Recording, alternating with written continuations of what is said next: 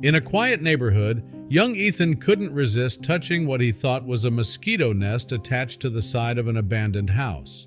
But when he did, a swarm of something far more sinister burst forth, leaving him frozen in terror. Little did he know these were no ordinary insects, and the experts who arrived at the scene were about to make a discovery that would result in the entire community being sealed off. He had only wanted to see the nest up close. He had no idea that it would turn out like this. His mere touch had caused the bottom part of the nest to break off and fall. The nest that almost seemed asleep now began to wake up. He had shrieked in fear when the insects had emerged, all of them way larger than an ordinary mosquito. The large swarm had buzzed angrily, circling around their fallen nest. After seeing them come out of the nest, Ethan had run away, tears streaming down his face. Running home to his parents, he immediately told them to call someone who could know something about those animals. His parents, though confused, listened to their son, but through this, only more questions arose. What kind of insects had Ethan seen? How had the nest broken in half by only his touch? And most importantly, what could it mean for them in the long run? But before we start, smash the like button and make sure to subscribe if you haven't, and hit that notification bell so that you won't miss any new stories. Ever since Ethan was even younger than he was now, he was incredibly interested in bugs. However, his mother had been apprehensive at first, as she didn't enjoy insects anywhere in her house. Though, instead of saying no, they started with framed insects. Ethan had loved his little framed butterflies and grasshoppers, but that would only be the start of it all. Ethan's mother, Eva, would soon find an insect infestation in her home. What had started off with framed insects soon proved not to be enough for her son. Soon enough, an ant farm had been installed in his room and another terrarium with stick insects.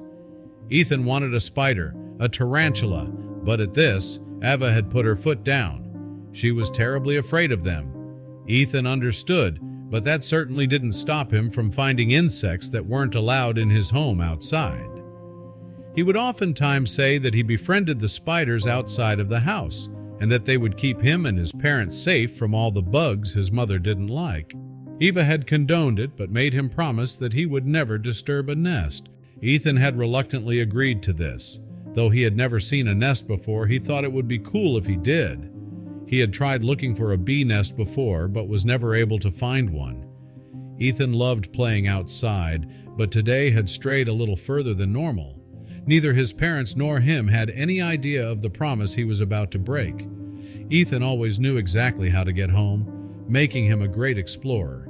He had never spotted this through his entire exploration of the woods in his backyard. A little bit away from him stood a house. There weren't any lights on, and the wood seemed to be rotting, but still, he wandered closer. As on the side of the house, he saw something he had never seen before.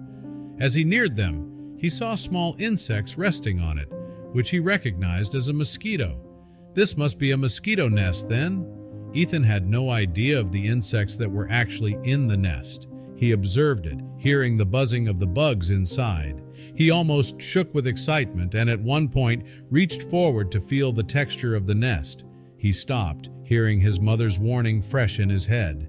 He had promised her. However, she wasn't here and would never know that he had touched the nest. The shock was evident on his face as he stepped backward, the buzzing growing louder. Out of the hole from the bottom of the nest burst a large swarm of insects. Ethan had no idea what he was seeing, not recognizing the creatures. One thing was certain, they were definitely not mosquitoes, or none he recognized. He tried not to scream as they came closer to him. He turned around and quickly ran away from the house. He felt stupid for not listening to his mother and wished that he had, instead of testing the boundaries and his curiosity getting the better of him. His home was in sight, and as he ran up the porch, he slammed into his front door before frantically opening it. His father and mother looked startled at their young son who, unbeknownst to him, had tears streaming down his face from the shock of it all. His mother, Eva, quickly ran towards him, making sure he wasn't hurt. "I'm sorry, Mama," Ethan cried as he nuzzled in her arms, hugging her as he continued to cry. Though his mother thought he was crying from the impact against the door, it was due to what he had seen. "I touched a nest, Mama. I'm sorry. We need to call someone." He hiccuped from his tears. Those bugs weren't normal. Ava looked at her husband, concern clear on her face. What had Ethan spotted in the woods? She consoled her son before grabbing her phone and dialing animal and pest control. "Hi," she started when they picked up. "You're speaking with Eva. My son has come across a strange nest, and I need you guys to remove it." However, when the professionals would find out what it truly was, they would think otherwise. The morning sun illuminated the scene as Dr. Jacqueline Turner and her team disembarked from their van, setting up their equipment meticulously. From behind her glasses, Dr. Turner squinted at the nest, a skeptical arch forming on her brow. "These could just be a rare species of mosquito," she muttered to a colleague, convinced that the panic might be an overblown reaction. Pushing his anxiety aside, Ethan approached Dr. Turner, his voice faltering but determined. "This way, Dr. Turner," he said, pointing towards the abandoned house. Reaching the house, the team gathered around Approaching Ethan's parents, Dr. Turner wore an expression of gravitas. "Eva, your son's discovery is far more serious than we anticipated," she began, choosing her words carefully. "Please, for the safety of your family, remain vigilant and inform us of any unusual activities or sightings immediately." Under Dr. Turner's guidance, Ethan's family sprang into action. They sealed off the windows and doors, set up insect traps, and even established a small surveillance system around the house's perimeter. The local cafe and grocery stores buzzed with whispers of the Miller residence's peculiar discovery. "Did you hear about the strange nest Ethan found?" one resident murmured, her eyes wide with intrigue. As days passed, the story, each time more embellished than the last, traveled from ear to ear, capturing the town's collective imagination and concern. As the story spread, Mr. Thompson, an elderly gentleman, came forward recalling a similar nest near his shed. Another resident, Mrs. Rodriguez, nervously spoke of bizarre insects she'd seen in her garden. Soon it became evident that the Millers were not the only ones touched by this eerie phenomenon, and tales multiplied. Mayor Williams, recognizing the urgency of the situation, organized an emergency town hall meeting. Flyers were dispatched, announcements were made, and within hours, the community center was filled to capacity. In the days that followed, the town's unity was evident. Families helped neighbors reinforce their homes, kids ran informational campaigns, and local businesses provided supplies. Experimental repellents concocted from ancient recipes and modern science were sprayed. Drones hovered, monitoring and attacking swarms from the air. Each method was a beacon of hope, a testament to the town's relentless spirit. As weeks went by, a pattern emerged. The larkspur bloom, a local plant that dotted gardens and forests, seemed irresistibly alluring to the insects. "Have you noticed they're always around these blooms?" questioned Mrs. Harris, pointing at the violet-hued plants in her garden, swarming with the creatures. Observant eyes around town began to nod in agreement. Soon, heartbreaking images circulated: cattle covered in welts, livestock left depleted, and, more alarmingly, a few children sported red, angry marks after venturing too close to the insect swarms. Businesses shuttered as tourists steered clear. Markets were bare, with farmers struggling and trade plummeting. "Our livelihoods, our children's futures, everything's at stake," Mr. Lewis, the town's butcher, proclaimed at a gathering. In a desperate attempt to turn the tide, botanists and entomologists flocked to the town, collaborating with locals. The larkspur bloom became their primary focus. Teams ventured into forests, examining plants and soil, trying to decipher the plant-insect connection. "There's something here, something we're missing," mused Dr. Patel, holding a larkspur under a magnifying glass. Deep analyses revealed a startling fact. The larkspur bloom produced a unique pheromone-like substance, not only attracting the insects, but seemingly essential for their reproduction.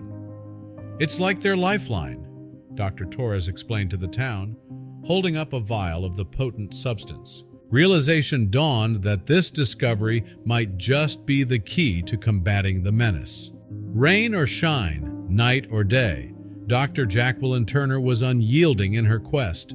Her tent became a makeshift lab, teeming with samples and buzzing with activity. With every analyzed data point, every scrutinized sketch, and every recounted story, the puzzle seemed to grow more intricate. Late one night, a breakthrough, irregularities in the insect's DNA, patterns that didn't match any known species. This isn't typical. Hesitantly, Dr. Turner shared her thoughts with her closest colleagues. What if these creatures weren't born of nature, but of human design? The room went silent, absorbing the weight of her words. Driven by an inner resolve, Ethan approached the looming silhouette of the abandoned house once more. The eerie creaks and groans of the old building echoed ominously, yet he pushed on. As he cautiously entered, memories of his first discovery surged back, but his determination overpowered any lingering fear. The ground level held familiar sights, but as Ethan's flashlight pierced the darkness, a concealed trap door caught his eye. With considerable effort, he managed to pry it open, revealing a hidden basement. Amongst the detritus of old furniture and scattered papers, a bound leather diary beckoned Ethan's attention. Its faded pages bore the name Dr. Wright. Leafing through, he realized it wasn't just any journal, but one filled with sketches, notations, and cryptic references to the insects. Clutching it tightly, he felt an urgency to share this discovery with Dr. Turner, hoping it held the answers they sought. Upon examining the diary, Dr. Turner noted the age of the entries. Diving deeper into the journal's pages, Dr. Turner's eyes widened in shock. Among Dr. Wright's detailed notes was a revelation. The insects weren't of natural origin, but genetically modified organisms. As she read on, it became clear that Dr. Wright wasn't just any doctor. He was a visionary, albeit a misguided one, obsessed with creating the perfect insect species. Buried in the maze of formulas and sketches, Dr. Turner came across a potential solution. Dr. Wright had noted a specific chemical compound, a potential Achilles heel for the insects. This substance could either repel them or act as a deadly poison, offering a glimmer of hope against the formidable foe. With a newfound sense of purpose, the townspeople came together like never before. Meetings were organized, roles were assigned, and a collective effort took root. "We have a plan, Doctor," Turner announced at the town square, inspiring hope and determination in every heart. Their united front against the insects was forming. The town's makeshift laboratories buzzed with activity. Chemists, scientists, and even students under Dr. Turner's guidance worked around the clock synthesizing the chemical compound. The scent of the compound wafted through the air, a hopeful aroma signifying the potential end of their woes. The community's efforts bore fruit. Each day, fewer insects were spotted, and with every passing hour, the town's spirit lifted.